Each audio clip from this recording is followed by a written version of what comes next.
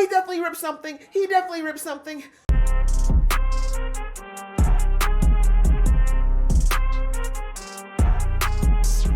Hey guys, it's your girl Aisha, aka Geek XX Chic, and we are back with another reaction to Cobra Kai, the final season, season 6, episode 13, which is called Skeletons. So last episode was pretty heartwarming. We see that Johnny is now a married man with a new baby. Welcome to the world, Laura. And basically we saw training for their team to start getting ready for the Sekai Taikai. Tori is back in the game, though it sounds like she's going to Cobra Kai. So we're preparing for the tournament. I'm not sure if it's about to kick off, and my guess is it is, because we've kind of gotten everything put in place for us to start the new tournament right back in the valley. So I'm ready to jump in, so let's do that. But just before we do, a reminder that if you'd like to be in the know of when I drop episodes, please go ahead and hit that subscribe button as well as the notification bell. All right, that out of the way, let's get into the episode right now.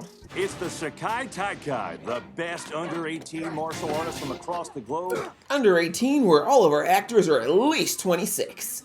Yeah, I mean, I'm a little nervous. Last time I fought Axel, I didn't go too well, so. A beer in one hand and a baby in the other. That's very Johnny. Two high school rivals from 35 years ago, now teaching Sorry, together. look, Billy Zabka. Johnny loves to heartbreak. Fine in his youth, yo. Nobody likes to lose. That was a long time ago. Let's just say... His interview being cut. Maybe they'll come back to you. The tournament underdog. Respectfully, you didn't win the tournament, Johnny. That's kind of the way it goes. I'm sorry. I brought Miyagi-Do to the world. This doesn't feel like I thought it would. Miyagi and I were good friends. Were you? We shared a student, actually. He's just doing what he always does, trying to get under your skin. Clearly. To those concerned about your alleged history of tournament... Alleged? People find joy in coming after those on top. Terry, you're so full of it. He's terrible to the end. Zaira Malik is such a great role model for her young followers. Is she? She's a real advocate for female empowerment. Actually, you know, as far as martial arts go, I'll give her that. Breaks my heart when women attack other women. Those are always the worst kind, by the way. Girls who say that on camera are usually the ones you need to watch out for. Like, in my experience, those girls turn out to be the cattiest off camera. Stalker. I just wanted to apologize. Thanks. Bye. Is Yoon gonna fight? No one is. You're the last of the Cobra Kai. But I'm pretty sure they're going. But I have always loved your guts and passion. Just know that I will always be The rooting. fact that you like anything about me says a lot about things I might want to change about myself. Thanks. Slow walk away with pity. Does it have to be?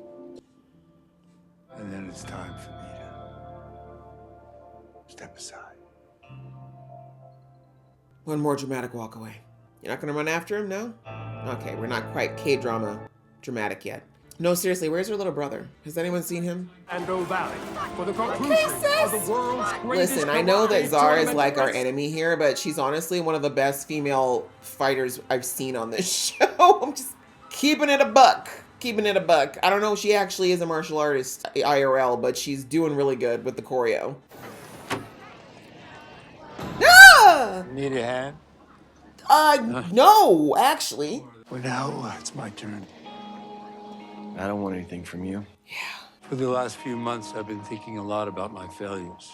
And my biggest failure happened right here in this parking lot. Yeah, you almost choked out your students. You're nothing. You're lost. You're a loser. You're the loser. Yeah? Who's losing? Now who's losing? Now who's the loser, huh? I've seen that so many times. You handled it like a man. He did.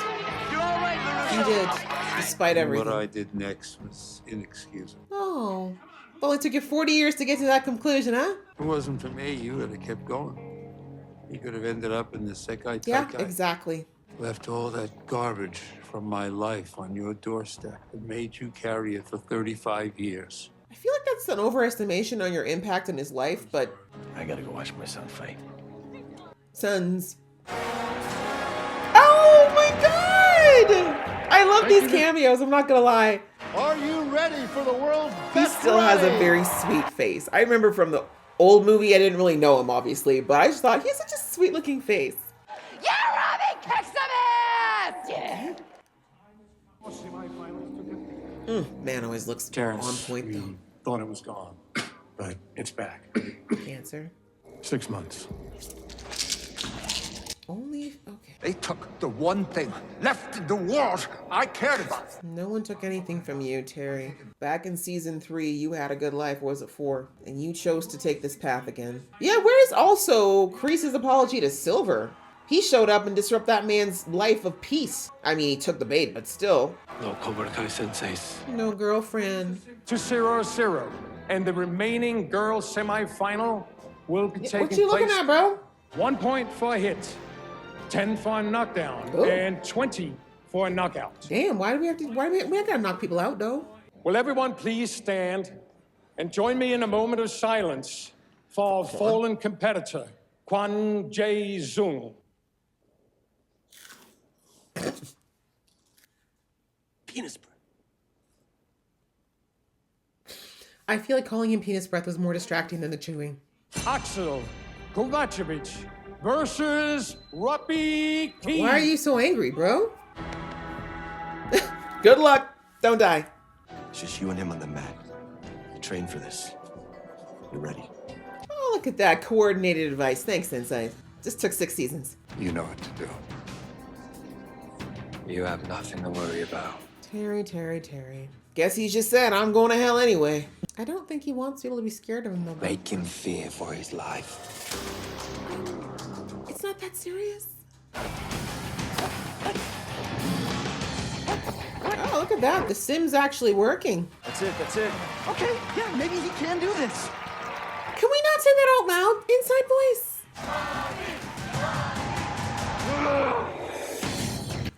Getting angry is not going to help you, bro. What stance is that? Was that not in the sim?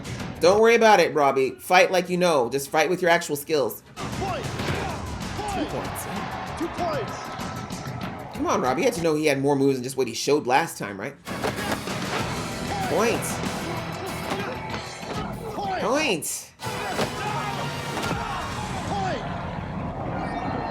Damn.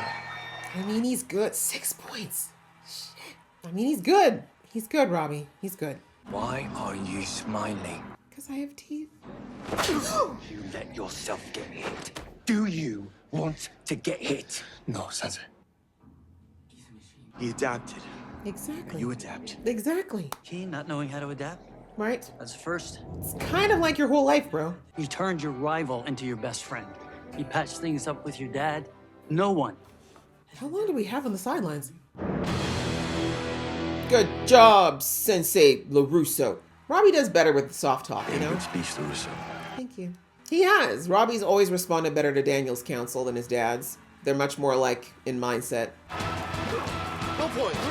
There you go, Robbie. Just watch what the man is doing. Don't worry about what fight styles he's done before. Actually watch him. There you go. I'm no martial artist, but I gotta think, oh, God, that had to hurt. Oh, my God. But yeah, the whole point is if you're watching your opponent, you should be able to telegraph what they're doing. Hey! Well done, Robbie. Even if you lose, you're not gonna go down like a bee. God,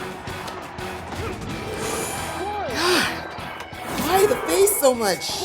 These are your money makers, kids. Go for chest, kidneys, come on. Whoa. Yeah, that was gonna hurt. He spun twice and you let that hit you. Keep going. Just do your best, Robbie. I don't know if you're going to win this one, but you know what? No one's going to say you didn't fight your heart out. And that guy's so big that you get hit, it's going to hurt. Knockout? Yeah, if he wants to win, it's going to take a knockout or a knockdown. You know what? You didn't win, but you landed a hit. Last time you couldn't even land a hit, so good job. Good job, Robbie. Okay, ma'am, careful. Love the enthusiasm, though. Good work, Great, Robbie. you got 5 points. Yeah. Yeah, but so did he. That's Yeah, okay. so what? Now you see he's not a machine. Exactly. Activate demon protocol. Do you have a problem with that? Joe win. Oh, God, you're going to injure him. He's going to injure him. Oh, God.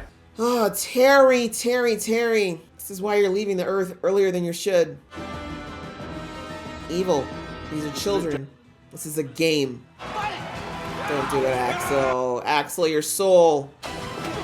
Why is it always Robbie, by the way, that ends up with the injuries? Can we talk about that? he definitely ripped something. He definitely ripped something. Oh, why? Why do they always do this to Robbie? Yes, I'm aware of the fact that Miguel got hospitalized, but come on. This is twice. Ladies and gentlemen, he's in an apartment! Please remain calm. Yeah, she thinks you're a monster now, by the way, now that you had a chance anyway. We're gonna get you on your feet. Ready? Put your weight on us. But seriously, second time Robbie has been purposefully injured. Oh, Miguel's gonna kill you, by the way. Ooh, oh God, that looks horrible. Wow, he looks exactly the way Daniel did. Chosen, do you know how to... I knew he was gonna... I'm so proud of you. Nope, just Thanks, like Mom. Daniel with his mom. But I don't have balance. Mind if I can have a minute to myself? This is scene for scene out of the first Karate Kid, almost. That asshole cheated. I'm gonna murder him and his entire team. Okay, well, let's not go to jail. You already have a record. I could have won. Could have. And that's why they cheated. Sucks the world will never know that. Maybe not this tournament. When I do. To my best. You did. That lands me in second place. There's worse places to be. Exactly.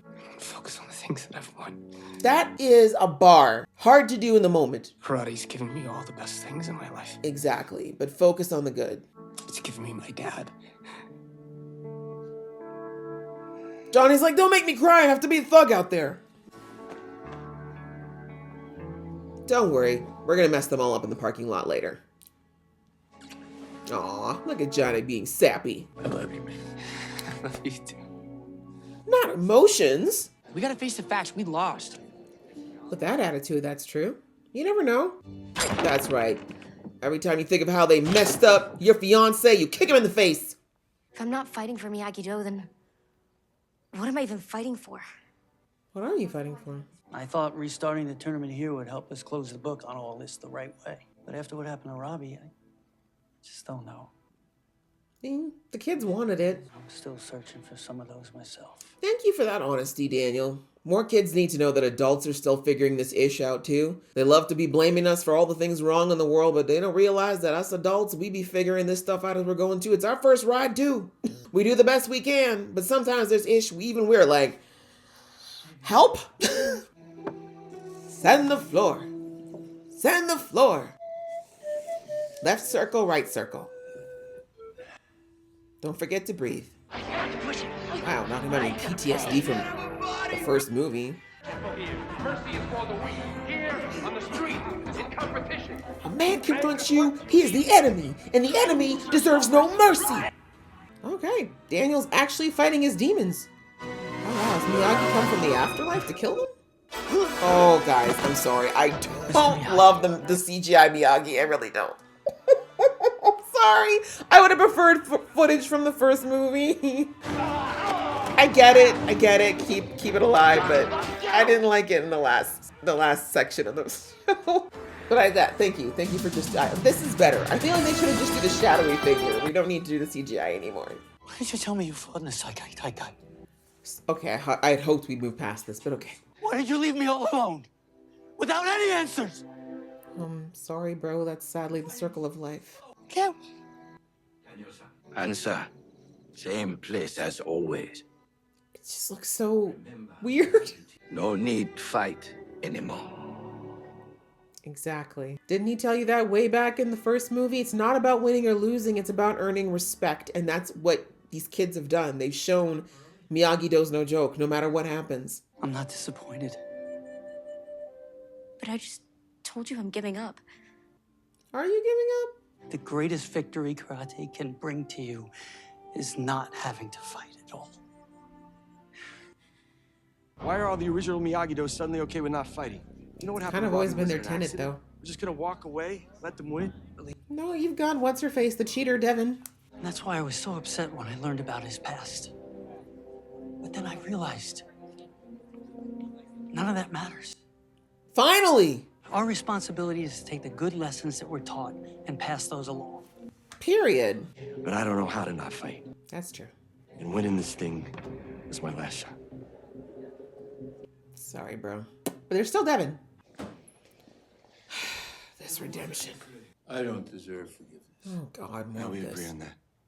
So I'll never forgive you for what you did. You should let it go, though, Johnny. You really should. Not for him, but for you. I loved you, man. Damn. Man's just sentimental since this little girl's been born. Jeez. Love you's just flying out of his mouth. The night in the parking lot, December 19th, 1984, was the single worst moment of my life. The date. Got the time? Right down to the seconds? You threw me away like trash. All right, well, Johnny needs to get this out, so get it out, bro. All because of you! Push him again. But good on you, Billy Zabka. Yeah, a little soon. All right, now hug him.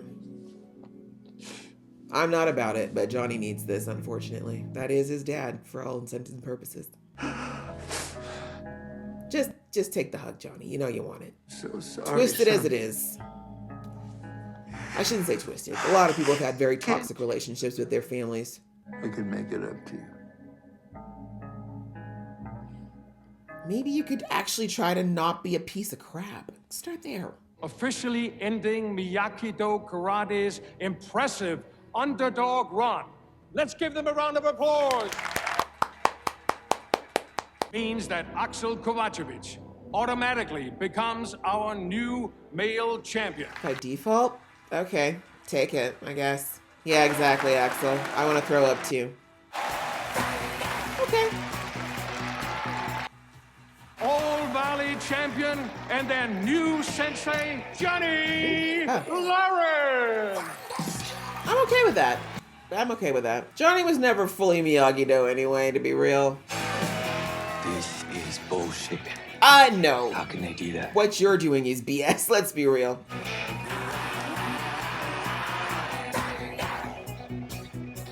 Yeah, he gonna wreck you, fam.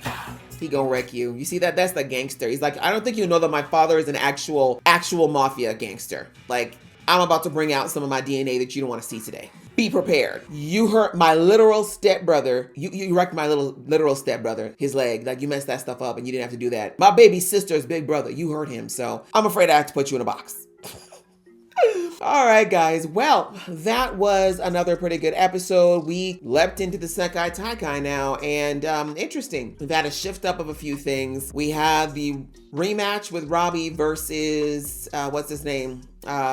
Axel, and we know that, you know, Robbie was struggling with that last episode because he really wasn't able to fight him well in the first half. But again, as I said, I think that was because Robbie was highly distracted in the first half of the season. But thanks to that simulator ended up actually being very helpful that he ran through last episode. And I said that part was actually useful, but the fact that he was kind of becoming super reliant on that was like, that's where I kind of had to give him a side eye, like, bro, this is fighting. Like, most really good fighters don't have just one style. They have multiple things they can reach into. They can adapt based on who they're fighting against. And so the fact that he didn't expect Axel to have more tricks in his bag when he's a multiple time champion, I'm like, even with the simulations too, it's like, boys, did you only watch like one tape of this kid? Like, there's probably a few videos out there of how he fights, but all that aside, it doesn't matter. The real thing to focus on is the fact that, as I just said, like, he is going to fight differently. An experienced fighter, you should expect that they can adapt their fighting style based on what you're doing, or, you know, all kinds of factors. I would assume things like height, the speed of your opponent,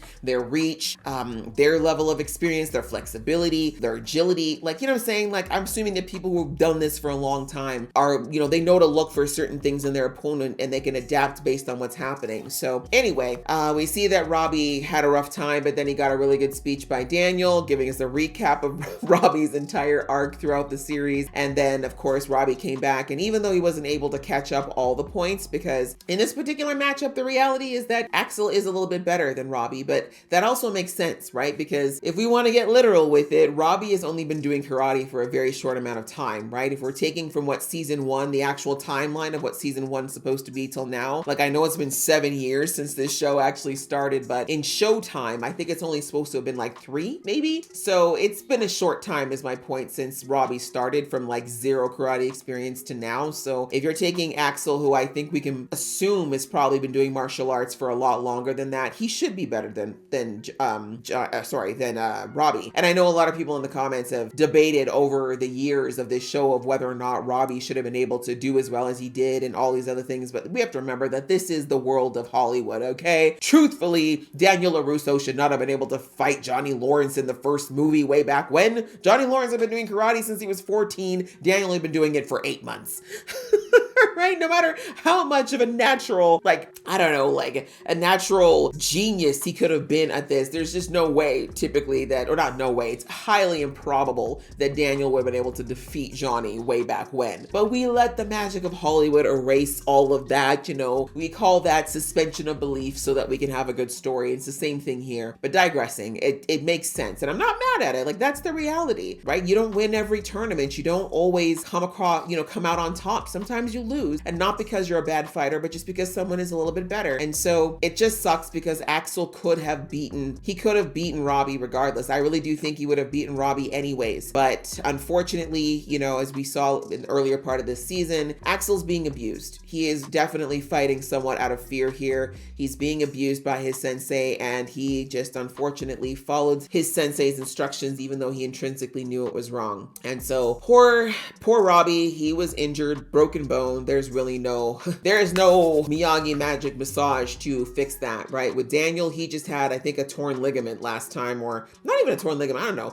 It was like a sprain effectively back in the first movie, but this is an actual, we heard those bones crack. I heard the rip. The sound effect was a little too good. Poor Robbie, like I said, seriously, this is the second time he's been deeply injured on the mat because someone broke the rules and made a point of hurting him. You know, I'm over it. And yes, I know that Miguel has also suffered a really bad injury, but that wasn't on the mat. You know what I'm saying? My man has not had one bad injury like that since the fight that happened at the school where my poor boy Robbie several times. I don't know why they keep wanting to hurt my kid, but anyway, I feel for Robbie though, genuinely, because it's just like the kid can't catch a, right? He really can't catch a break. Like between this and then the stunt in juvie and now like everything he tries to do to kind of get himself back on the right track, something happens to just kind of kick him off of that path. And yes, I know with the stuff in juvie, that was definitely, unfortunately, something he made a poor choice with its repercussions, but you get my point. The kid's been knocked down a lot, so I'm just sad because I did kind of want him to have more of that, but he still, you know, he did well, even though he didn't win. He was on a very big televised competition and he fought really well until he got hurt, and so hopefully he'll still have some successes in one way or another. But anyway, I kind of felt for my guy, but I really liked how they showed in the locker room,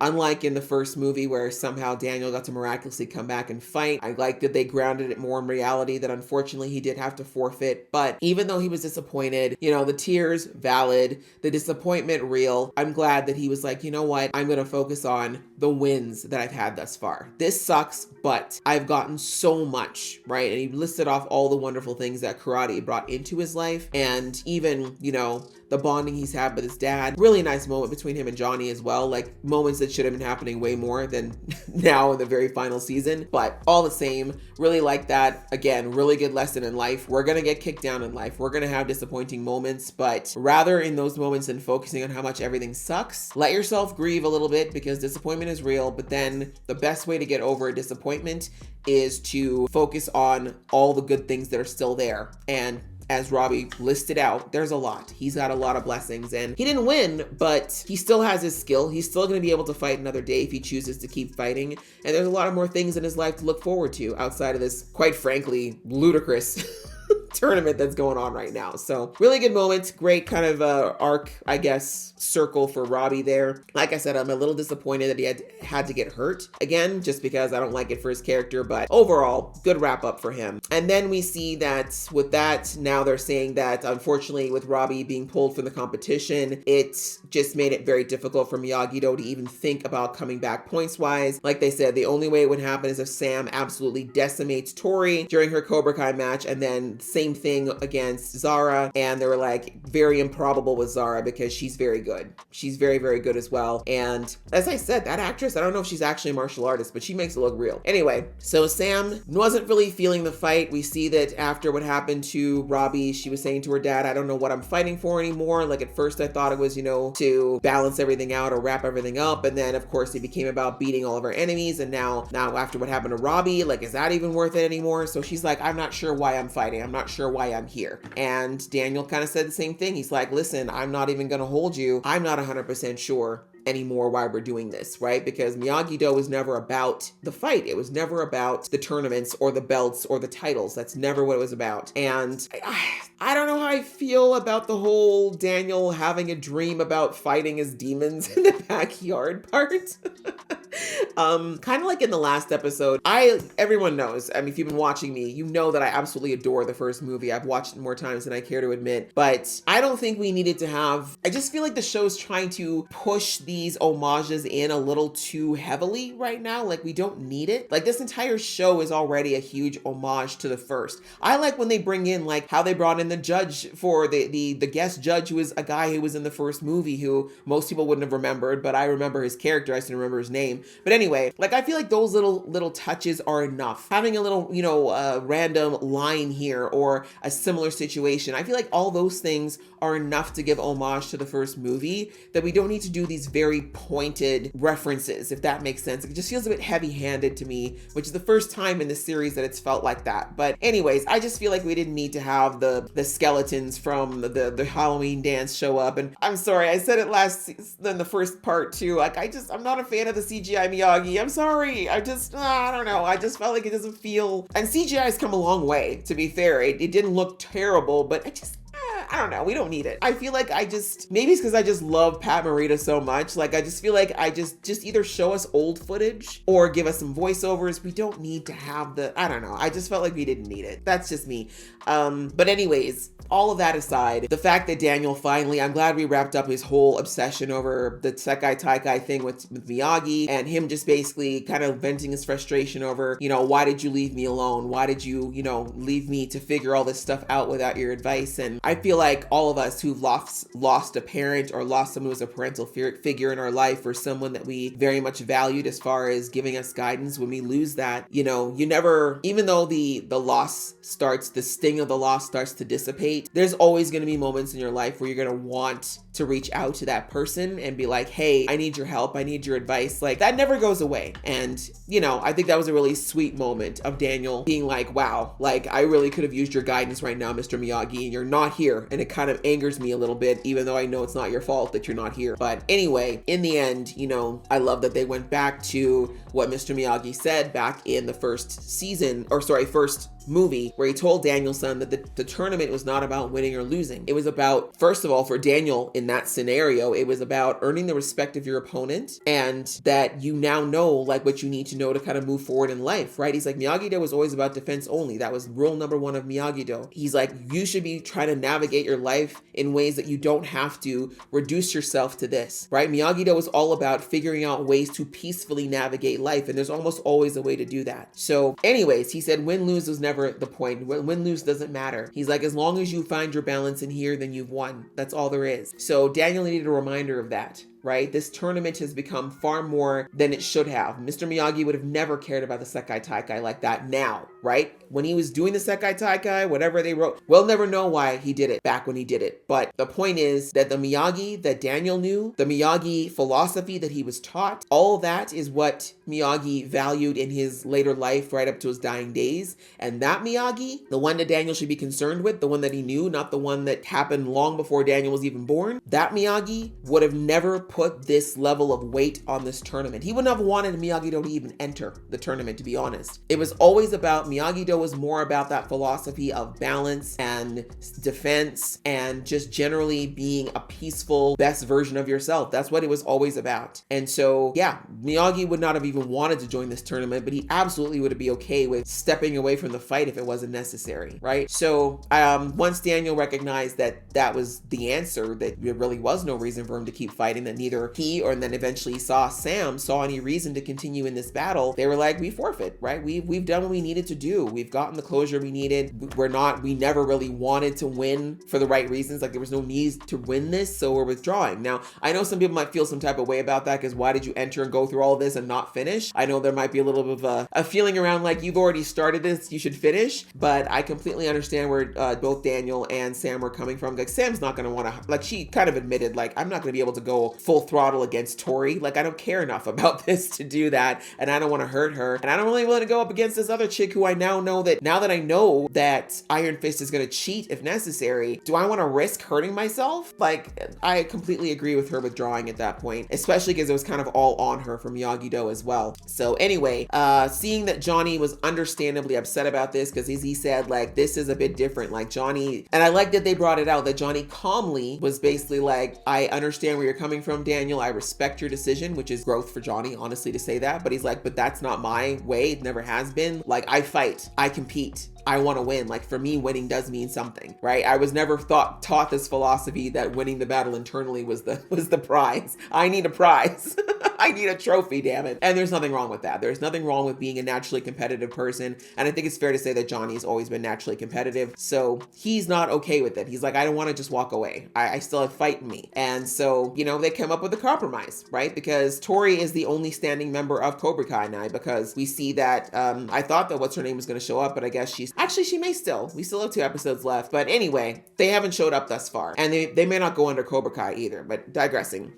They said, okay, well, you got an opportunity here. Since Cobra Kai only has 1 person, let's just pad it up a little bit. So now Cobra Kai is literally Tori and Miguel and Johnny as their sensei. And I'm okay with it. That's fine. Like, Cobra Kai was always about, in this series, has always been about Johnny. And as I said, even though he worked well with Miyagi-Do to an extent, he never really was Miyagi-Do. He doesn't really embody what Miyagi-Do is about, and that's okay. Like, he created his own philosophy through Cobra Kai from the get-go, and while I don't agree with all the tenets, it works for him. And I mean, he's even adapted it somewhat to be a little bit less about Kreese's twisted philosophy and more about kind of what he felt were the benefits of it. So anyway, it makes sense. Full circle for Johnny. He's in the gi that means something to him, and he's got his original first student, and, you know, Tori, who really just wants to, you know, do what she needs to do to kind of get her closure as well. So that's what's happening. And I mean, whatever, that's good. I kind of like it, because I mean, we have 2 episodes left. So if Miyagi-Do's pulling out, what else are we going to do? Right? We needed something. So yeah, that's that. And I guess that kind of dovetails into the Kreese apology tour. Look, I'm going to keep it real buck with y'all, real short. I don't care. I don't care. I've been saying this for multiple seasons. I knew it was coming. I knew they were building to Kreese having some big redemption arc, but I don't care. I mean, I'm not against it. I'm not saying it shouldn't happen, but I don't care. I'm not moved. I'm not. The only part of it that I don't mind is I do love that Johnny finally got a chance to voice the amount of pain and the deep emotional hurt and trauma that Kreese caused him. Johnny needed to do that for sure. That was definitely part of what kept Johnny stagnating for so long. It wasn't all on Kreese, and we saw that Daniel rightfully alluded to that when he was explaining to Johnny why he was withdrawing from the tournament, when he said, look, our senseis, they're not perfect. They're flawed humans who had their own thing that they were going through. Like I was saying earlier in the episode, like, us adults are figuring this ish out ourselves, right? Even though we're technically by age adults, we are still figuring our stuff out every single day, and we make mistakes. And, you know, younger people or students, if you have students or mentees, they may think you have all the answers, but we don't. We're stumbling through like everyone else. And the best thing you can do is take what you can from your mentors and the things you think are beneficial, and then pass that along to the people that you might inevitably end up mentoring or parenting in the future. But we can't carry their baggage with us, right? At some point, you got to let that go and make the right decisions for yourself. And Johnny needed to hear that, because even though, yes, Kreese is absolutely responsible for creating the trauma that broke Johnny at a very fundamental level, but Johnny was the one who decided to sit there and continue to make decisions, bad decisions, you know, born of that. And it's human. It's human. A lot of us do that.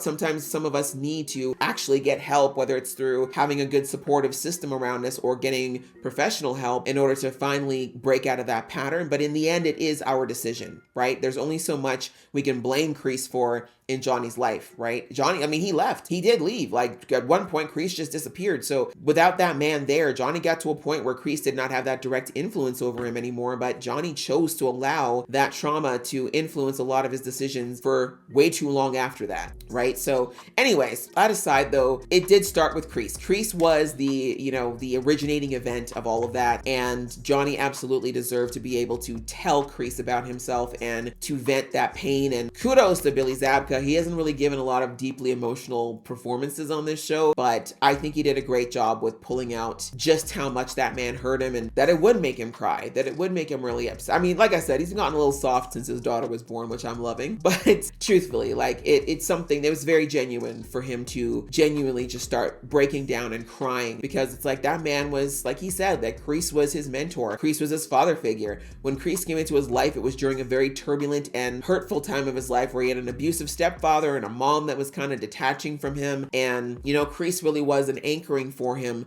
when he was feeling at his most turbulent. And that created a very deep emotional connection for Johnny. And to have that and then have this man just hurt him, break his heart, quite frankly, at the most fundamental level. Yeah, that's real. As much as I don't like Kreese, as much as I don't have love for him, I understand Johnny's love for him. And I understand that, like I said, that is his dad for all intents and purposes, his chosen father. And despite everything, Johnny still cared about him, still cared about what he thought, still cared about what, you know, what he felt. And so that's what you do with someone that you genuinely love, right? When you genuinely love someone, it's not easy to just turn those feelings off. It doesn't go away overnight. And for Johnny, it ran deep. So anyway, all that to say, I'm glad that he got a chance to finally say things he really needed to say. And I think that's going to help Johnny heal a lot on multiple levels. And even if he never forgives Kreese, as I said, I want him to forgive him because forgiveness literally means to let go, like let go of all the negativity and all the things that don't serve us anymore that came from that event or that person. I do think John needs to do that. But if he keeps Kreese at a distance going forward, I don't think that's a bad thing. Or if he wants to make sure that if there is a way back for Kreese, it's a long trip, I'm fine with that. But yeah, I do think he needs to let it go. But I do think he needed to say what he needed to say. And I'm glad that Kreese didn't try to, you know, in the past we saw he always tried to pass the buck and act like he didn't do anything. But I'm glad he just kind of let Johnny say what he needed to say and gave him a hug. I think Johnny needed that hug, you know, just that fatherly energy that he's been craving for so long. So yeah, you know, that scene was great. Even if I'm not a fan of Kreese, I do think it was a good scene and good for him. And yeah, now Johnny can kind of let go of that part and really, I think that's good for Johnny, especially now that he's starting fatherhood again with his daughter. This will hopefully make him a much better and more emotionally open father for his daughter, with something that he couldn't be with Robbie. And yeah, I think it's just gonna be good all around. So anyway, that's that whole thing. But otherwise, as I said, I really don't care. Kreese can come or go as far as I'm concerned. That's fine. But yeah, that's where we're at. That's what we had in this episode. So quite a bit of wrap up there for some of the more emotional stuff. And I think we needed to do it. So that's all well and good. And now we're continuing with what's left of this tournament. It's going to be Cobra Kai versus Iron Fist and potentially I just don't think everything's done with the Korean team is my point. Like they didn't say they weren't showing up. They didn't do any interviews. So we don't know what's happening, but I have a feeling they're going to show up. Maybe not. But yeah, I don't think we did all that stuff with Chosen and everything else for that girl not to show up at all in any way capacity. So we'll see. We'll see where we're going to go. 2 episodes left. So yeah, I think this was a good episode. I enjoyed it. I hope you guys enjoyed watching along with me. If you did, please show some love and I will see you in the next one.